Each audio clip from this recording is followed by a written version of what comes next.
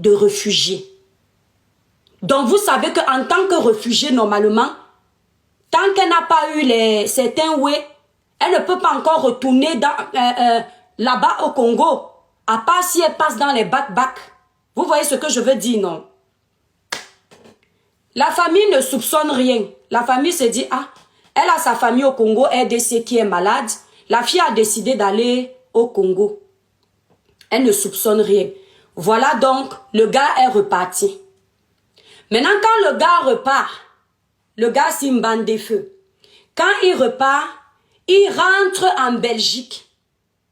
Quand il rentre en Belgique, écoutez bien l'histoire. Quand il rentre en Belgique, il vit dans la maison avec une autre femme qui a un enfant de moins d'1 an. Dans sa maison à lui en Belgique. Maintenant, quand il rencontre les amis de Pamela, en l'occurrence ici, la jeune fille camerounaise qui est là-bas, la fille camerounaise qui est au Congo, et une autre amie de Pamela, il commence à dire que lui, il cherche Pamela. Que Pamela est où? Il ne comprend pas où est Pamela, ceci, cela. Le cœur du bandit. C'est lui qui demande Pamela chez les amis de Pamela. Mais c'est là où celle, la copine camerounaise de Pamela, qui a le numéro de téléphone des parents de Pamela. Des parents de Pamela. Attendez, je vais bloquer une personne.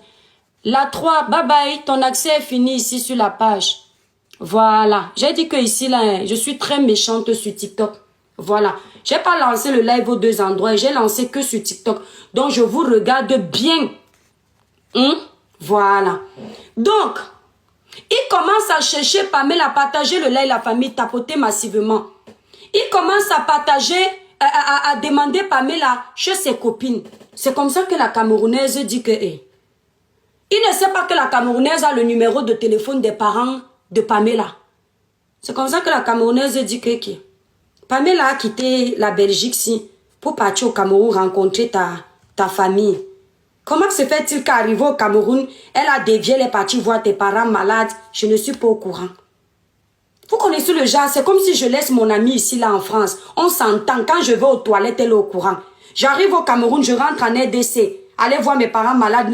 La logique, c'est que, on aime parler, nous sommes les femmes. Tu as même envie que ta copine te dise que ouais, courage, que Dieu t'accompagne, ouais, que Dieu protège tes parents. Surtout, les gens ont toujours peur que leurs parents décèdent. Tu appelles ta bonne amie pour dire que ma mère est malade, mon père est malade. Comme tu vois là, je venais rencontrer ma belle famille, mais j'ai viré en RDC parce que ça ne va pas, merci Ndolé Miondo. Parce que ça ne va pas. C'est là où la fille a dit que non, il y a un truc qui est bizarre.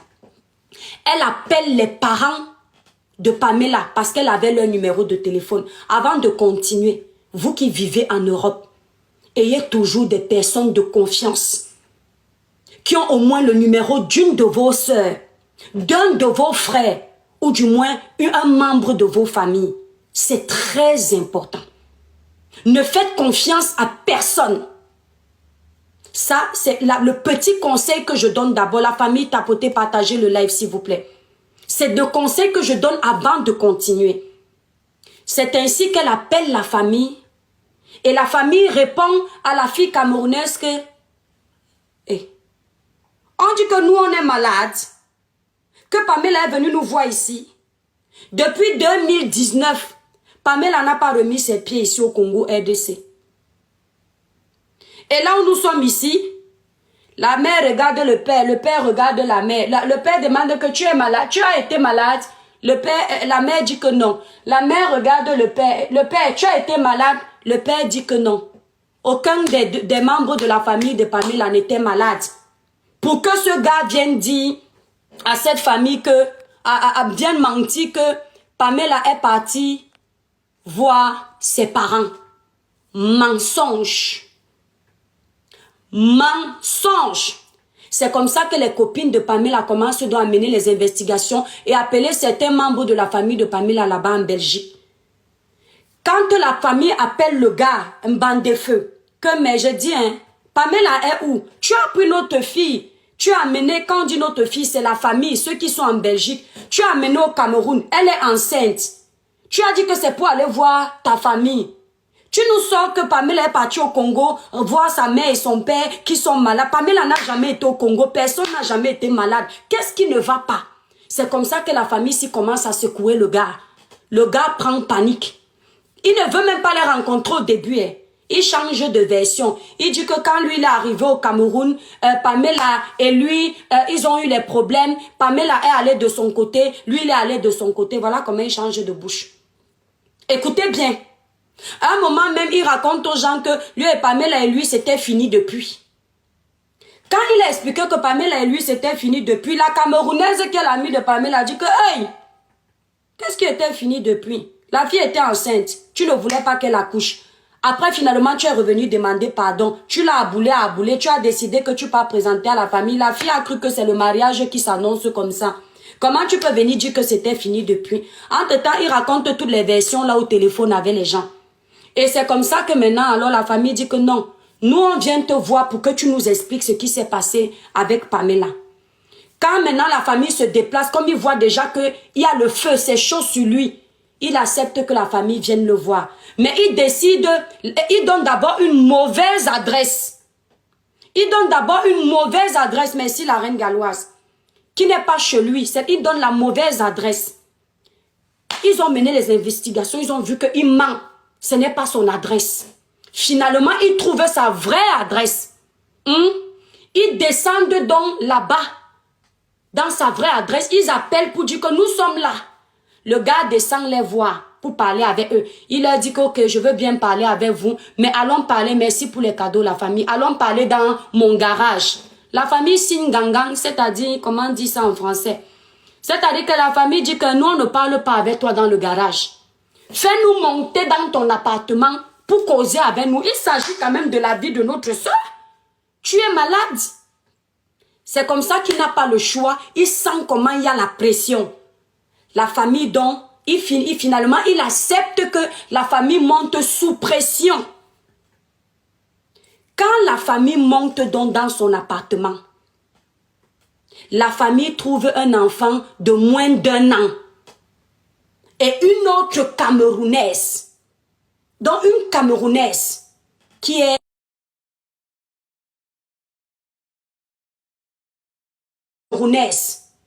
est sa partenaire, que lui l'a ramenée du Cameroun. Vous entendez? Il refuse que la famille entre dans l'appartement. La famille insiste que tu ne vas pas nous recevoir dans le garage. Nous allons monter chez toi. Patrick, ça me dépasse. Nous allons monter chez toi. Tu vas nous faire asseoir sur tes chaises. Tu vas même nous servir de l'eau parce qu'on a soif. Et tu vas nous expliquer où tu as mis notre soeur. Le gars panique. La famille entre. Il trouve une Camerounaise avec qui il sort, qu'il a ramenée du pays. Et elle a un enfant de moins d'1 an. Vous entendez? C'est là où la famille dit que c'est quoi? Depuis là, la version du gars ne fait que changer. Merci pour les cadeaux, la famille. Merci, merci. Partagez surtout le live, tapotez le live. Ceux qui viennent d'arriver, abonnez-vous sur la page de la sensibilisation, la dénonciation, l'éveil de conscience et les conseils positifs de l'Étoile Caribéenne. Notre rubrique du samedi à 17h30, c'est la rubrique Confidence où chacun vient avec son problème réel et on lui donne les conseils. Dans cette rubrique Confidence s'appelle Libérer les cœurs. Vous parlez de votre histoire, vos déboires, vos confidences. Ensemble, on vous donne les conseils. Les internautes m'accompagnent. Et ceux qui veulent faire partie des abonnés VIP de cette page, vous pouvez prendre un abonnement qui est entre 3 et 6 euros. Et vous avez un badge qui prouve que vous êtes membre de l'Étoile Caribéenne VIP. Vous avez un badge sur vos noms. Et quand vous demandez à intervenir sur le panel, vous êtes prioritaire. Vos messages sont prioritaires. Vos commentaires sont prioritaires.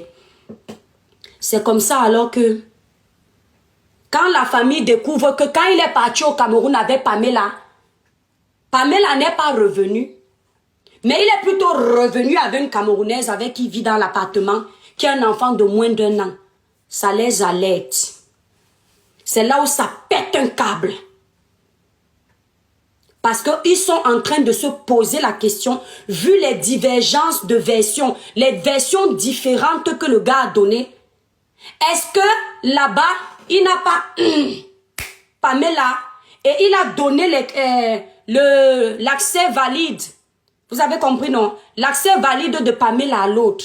Mais on se pose en même temps des questions de savoir, avec aujourd'hui la technique d'empreinte digitale, le truc biométrique là, est-ce qu'on peut encore faire ce genre de choses, à part si on a des complices au niveau du contrôle là-bas au Cameroun? Parce que parfois, souvent ici, en arrivant dans les aéroports d'ici, on oublie souvent de contrôler. Mais au Cameroun, s'il a eu l'accès pour passer avec l'accès valide de Pamela avec cette fille camerounaise, c'est possible, mais on ne sait pas. Ça, ce sont des suppositions, ce n'est pas une confirmation.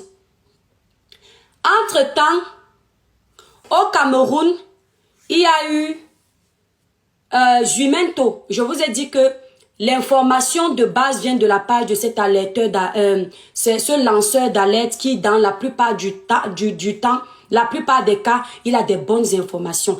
Il avait mis auparavant, quelques jours avant, qu'on en arrive de Belgique, là, avant que le gars ne rentre à Belgique, la disparition d'une jeune femme qui avait été, comment on peut coder ça pour que TikTok ne bloque, donc on avait découvert ça là, d'une jeune femme calcinée. Vous avez compris un peu? On avait découvert au Cameroun ça là, calcinée dans un bac à ordures, une poubelle, un truc comme ça, une benne à ordures. Et on se rend compte récemment que les dernières, parce que quand Pamela partait au Cameroun, elle s'est fait coiffer. Elle a fait les rastas sur la tête. Ceux qui connaissent les rastas, là, on pique. Elle a fait une vidéo de sa coiffure. Forcément, elle allait au Cameroun rencontrer sa belle famille. Il fallait se faire belle. C'est une benguetaire. Il fallait montrer qu'elle vit bien. La fille s'est coiffée. Et elle a fait une dernière vidéo de cette coiffure-là. Et on se rend compte que le corps de la jeune fille, le calciné là, le truc calciné qu'on avait trouvé, a les mêmes tresses que Pamela avait sur la tête lors de sa dernière vidéo quand elle quittait la Belgique. Vous entendez? Dans le corps que Jumento avait mis il y a quelque temps pour annoncer que ça l'a calciné. Je code pour qu'on ne nous bannisse pas le live. Voilà. On se rend compte que récemment, les enquêteurs se rendent compte que quand ils regardent la coiffure que le corps calciné là a, c'est la même coiffure que Pamela avait quand elle partait au Cameroun. Et on commence à faire un lien en attendant l'autopsie. Vous avez compris un peu. C'est pour ça que, et vous savez déjà que c'est ça, mais on préfère que les enquêtes viennent confirmer. Ce live a pour objectif d'interpeller les autorités camerounaises, d'interpeller les autorités congolaises à s'associer pour la justice de Pamela. Il faut qu'on cuisine bien ce garçon pour que plus jamais ça. Parce qu'aujourd'hui, le Cameroun, encore une fois, va être cité dans la saleté. Il est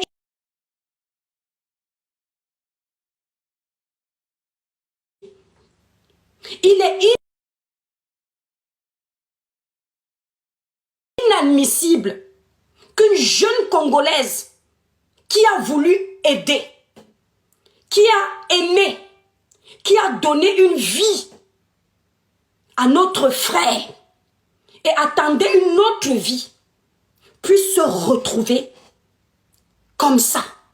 Et nous, les Camerounais, nos autorités ne se lèvent pas. Parce que ce sera une honte pour notre pays. Les gens diront que le Cameroun n'est pas un pays sûr. Pourtant, nous sommes une terre d'hospitalité, une terre d'accueil. Les Chinois vivent chez nous, les Libanais vivent chez nous, les Sénégalais vivent chez nous, les Gabonais vivent chez nous. Plein de nationalités vivent chez nous. Et il ne faut pas que cette histoire vienne entacher l'image de notre pays parce que c'est bon, on nous voit déjà dans les mauvaises choses tout le temps. Donc il faut dénoncer. Il faut qu'on demande justice pour Pamela. Parce qu'ils sont nombreux qui nous salissent, nombreux qui font du sale. Dieu ne peut pas te bénir d'arriver te chercher dans un pays. Tu as un accès rouge. Tu tombes sur une femme qui n'est pas de ton pays. Elle prend son accès. Elle t'offre la possibilité d'avoir une vie en Europe. Grâce à Pamela, notre frère travaille. Grâce à Pamela, il a de l'argent qu'il peut envoyer à ses parents. Cette fille a beaucoup apporté à cet homme. Même s'il ne voulait pas l'enfant, ce n'était pas obligé de faire ce qu'il a fait. Ce qui est certain entre nous adultes, vous savez très bien que on ne peut pas mentir s'il n'y a pas anguille sur roche. Si cet homme n'avait rien fait à cette fille, il n'aurait pas inventé des histoires. Il ne serait pas rentré tout seul et fait semblant de chercher Pamela. Il n'aurait pas pris un vol, aller-retour pour lui. Mais Pamela, un aller sans retour. C'est parce qu'il savait déjà que elle n'allait pas rentrer. Donc il s'est dit que peut-être que comme c'est une fille congolaise qui n'a pas remis ses pieds en RDC depuis 2019, personne ne va la chercher. Manque de peau pour lui. Le sang a tellement la puissance qu'il est difficile d'avaler le sang de quelqu'un et il n'y a pas de retour négatif. Donc j'interpelle les autorités camerounaises de faire leur travail. De prendre ce monsieur, de le pousser aux aveux. J'interpelle les autorités belges de s'arrêter sur ce dossier pour que notre sœur Pamela puisse obtenir justice. J'appelle mes frères et sœurs du blog TikTok de vous lever, de multiplier les panels, pas seulement parce que on veut faire genre on est les grands blogueurs, mais parce que une vie n'a pas de prix. Mais parce que aussi, notre pays ne doit pas être cité dans la saleté à chaque fois. Prouver aux Congolais que nous sommes frères et nous compatissons à leur douleur. De la même façon que nous avons parlé sur le sujet d'Alexandra, c'est de la même façon aujourd'hui que nous devrions demander justice pour Pamela. Parce que quelque chose s'est passé. Et ce gars va nous dire où il a mis Pamela. Quand vous arrivez en Europe, vous venez vous battre, vous venez vous chercher. Ce n'est pas pour salir votre derrière. Il y en a beaucoup qui font les sales choses comme ça. C'est possible que le gars ait pris cette vie pour les rituels. Parce que vous voyez souvent des jeunes comme ça, ils posent des actions comme ça. Après, vous les voyez, bam, 2 ans après, ils sont milliardaires. Parce que parfois, ils font des choses comme ça dans le noir, on ne les attrape pas. Jusqu'au jour où, parce que peut-être qu'il y a eu